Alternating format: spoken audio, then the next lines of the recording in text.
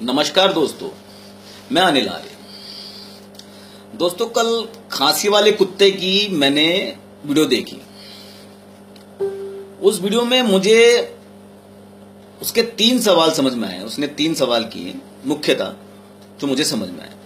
पहला सवाल, उसने कहा कि बड़े बड़े लोग अंबानी अंडानी ये लाइन में क्यों नहीं लगे एटीएम बैंकों की।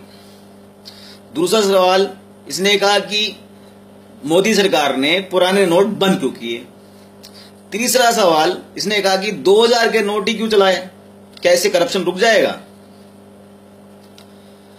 पहला सवाल इसका यह था कि अंबानी अडानी ये जितने भी है लाइन में क्यों नहीं लगे।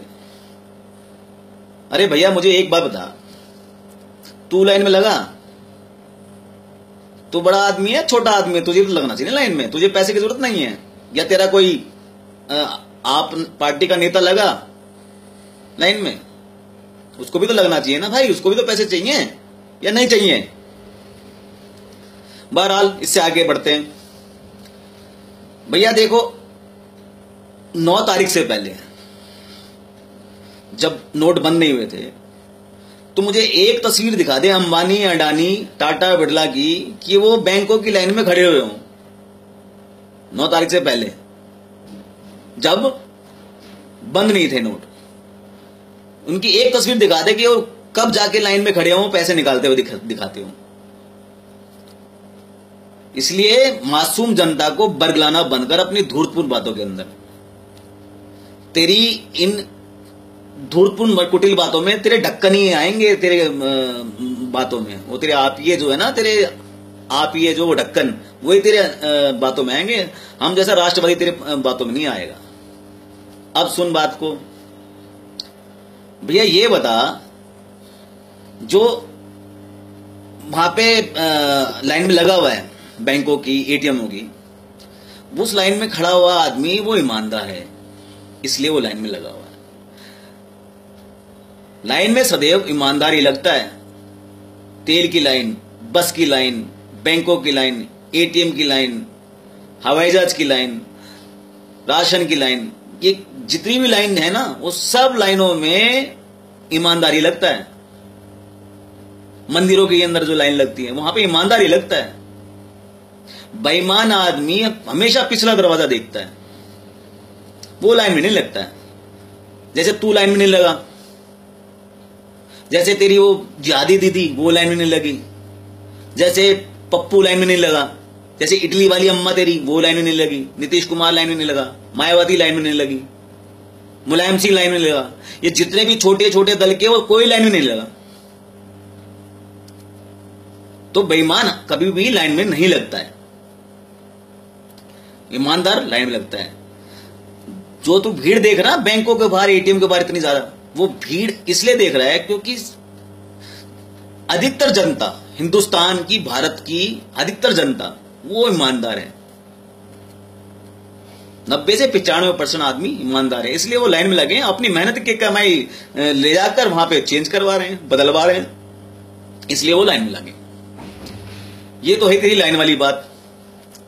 दूसरी बात, तू कहता है कि मोदी सरकार ने नोट क्यों चेंज किए। भैया देख,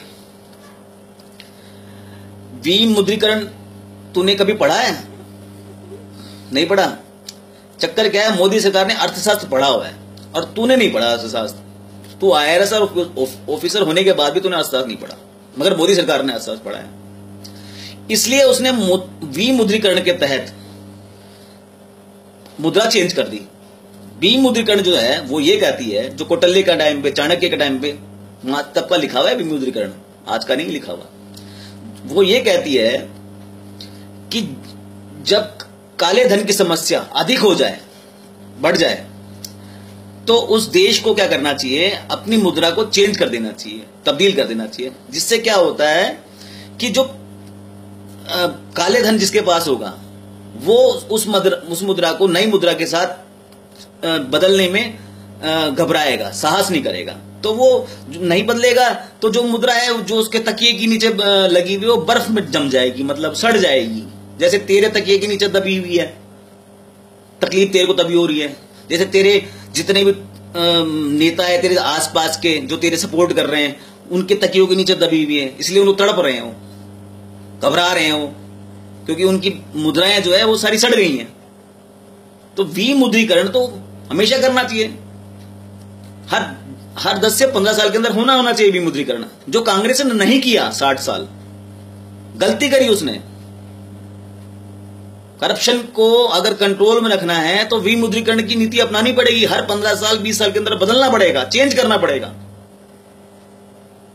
बहुत महत्वपूर्ण अंग है करप्शन को रोकने के लिए, इसलिए विमुद्रीकरण बहुत जरूरी है। मोदी सरकार ने शुरुआत करी, इसलिए उनको कोटि कोटि धन्यवाद इस चीज के लिए। तीसरा सवाल, तूने कहा कि 2000 का नोट से क्या करप्शन रुक जाएगा? भाई करप्शन तो तेरा बाप भी नहीं रोक सकता। करप्शन तो जो मानव है ना, मानव उसके द्रव में है। भगवान श्री कृष्ण करप्शन नहीं रोक पाए। लाक्षागृह करप्शन की पैदाइश थी। लाक्षागृह जो थी ना, करप्शन की पैदावार थी। दुर्योधन ने करप्शन किया तो लाक्षागृह बना, नहीं तो लाक्षागृह बनता थोड़ी। भगवान श्री कृष्ण नहीं रोक पाए करप्शन, तो तू क्या और तेरी विसात क्या? करप्शन रुकेगा नहीं, खत्म भी नहीं होगा, मगर करप्शन का इलाज समय समय पर करते रहना चाहिए। जैसे विमुद्रीकरण जो किया मोदी सरकार ने, ये हर समय करते रहना चाहिए। 2000 का नोट से अगर करप्शन बढ़ेगा तो एक दिन में तो बढ़ेगा नहीं। 20 लाख करोड़ रुपया की बात कर रहे हो भैया, 20 लाख करोड़ का लगेगा 10 साल, 20 साल, 15 साल। तो मोदी सरकार जैसी कोई सरकार आएगी 20 साल 15 साल बाद, वो 2000 का नोट भी बंद कर देगी। इसमें क्या बात है, बड़ी बात। फिल्म के बर्फ लग जाएंगे, तुम जैसे लोग वो चिल्लाएंगे कि क्यों बंद कर दिया, क्यों बंद कर दिया। तो इसमें कोई बड़ी बात नहीं है भाई साहब। इससे फायदा कितना हुआ है विमुद्रीकरण करने से?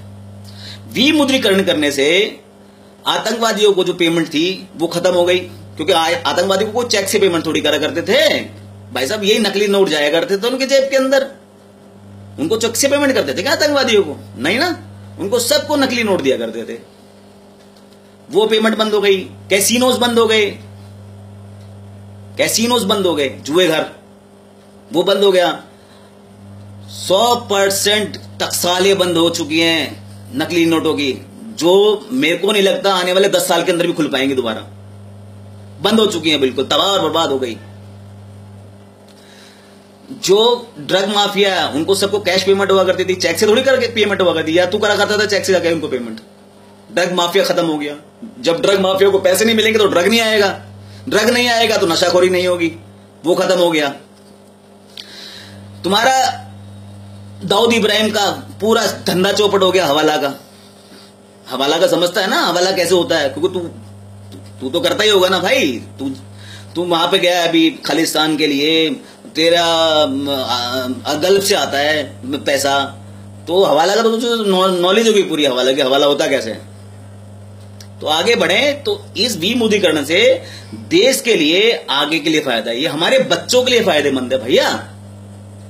ये क्षणिक जो परेशानी है ना, जो क्षणिक दो या दिन की, 1 महीने की, 1.5 महीने की जो परेशानी है, तो गिनवा रहा है। किसी की शादी रुक गई, किसी का हार्ट अटैक आ गया। हार्ट अटैक आया भैया, जो बेईमान था उसको हार्ट अटैक आ गया, मर गया, उसमें क्या गलत हो गया? बेईमानी करेगा तो मरेगा ना। तो भैया ऐसा है, जो ये क्षणिक जो परेशानी तो गिना रहे ना कि 1 महीने में ये हो गया और वो हो गया, ये मत गिना।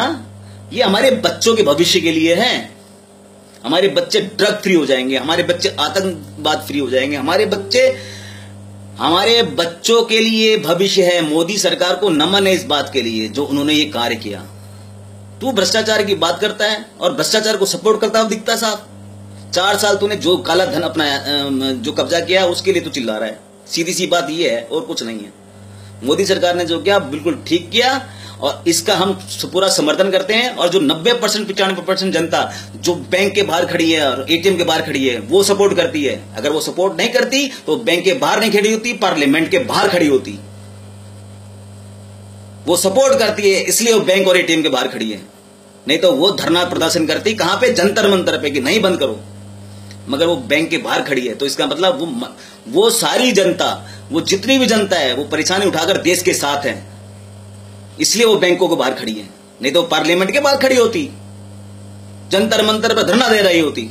मगर ऐसा नहीं कर रही है जनता। जनता क्या कर रही है? जनता अपने खून पसीने की कमाई, अपनी ईमानदारी की कमाई बैंकों में जाके बदल रही है, एटीएम में जाके बदल रही है।